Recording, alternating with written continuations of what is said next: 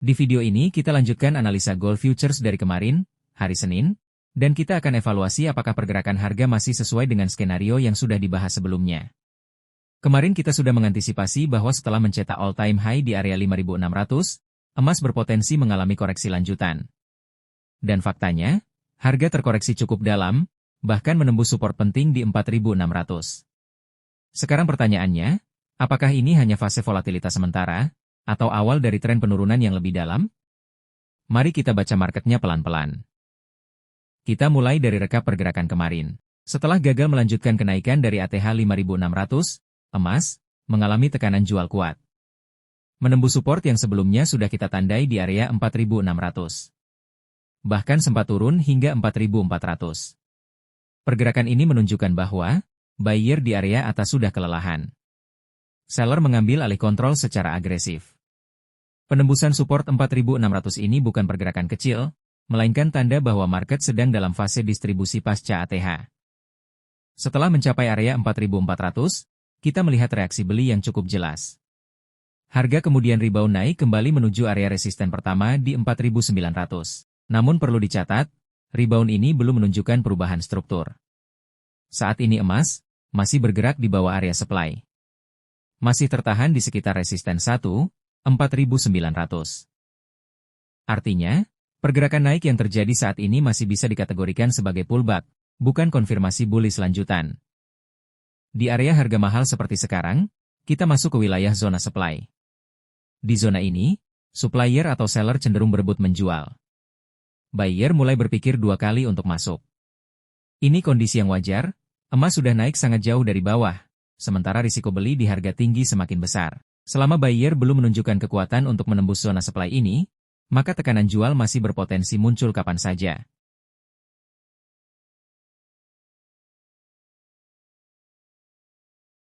Kita masuk ke skenario pertama. Tangan menunjuk kanan jika harga mampu menembus dan bertahan di atas resisten 1 di 4.900, maka ini bisa menjadi indikasi bahwa buyer mulai mengambil alih kembali.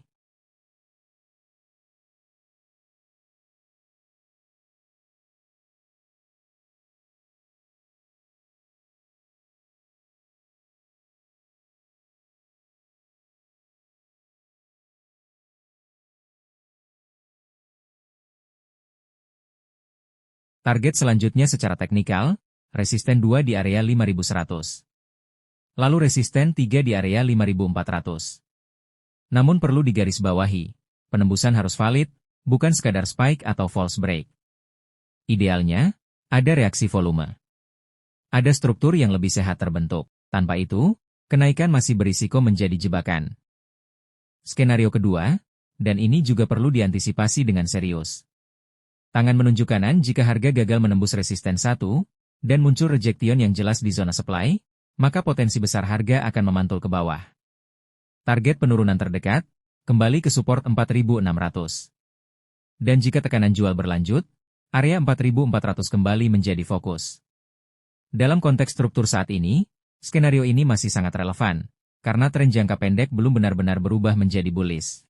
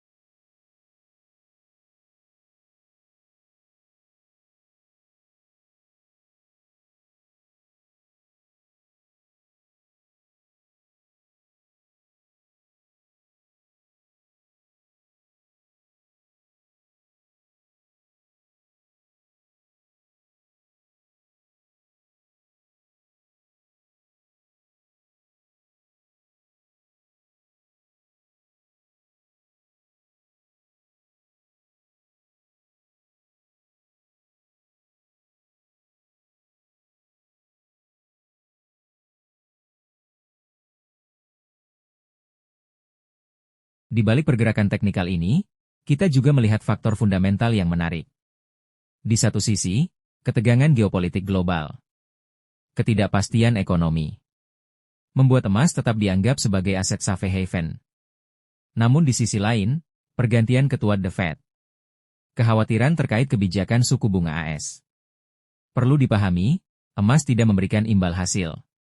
Jika pasar mulai mengantisipasi penurunan suku bunga, atau perubahan kebijakan moneter yang tidak mendukung, maka emas bisa mengalami tekanan, meskipun secara geopolitik terlihat menarik. Kesimpulannya, saat ini gold futures masih berada di fase krusial. Resisten 1 di 4.900 adalah area penentuan. Tembus peluang lanjut ke 5.100 dan 5.400. Gagal potensi kembali ke 4.600 bahkan 4.400. Tidak perlu terburu-buru mengambil keputusan. Biarkan harga memberi konfirmasi, bukan asumsi. Ingat, kita tidak menebak market, kita membaca dan merespons. Analisa ini bersifat edukatif, bukan ajakan untuk membeli atau menjual.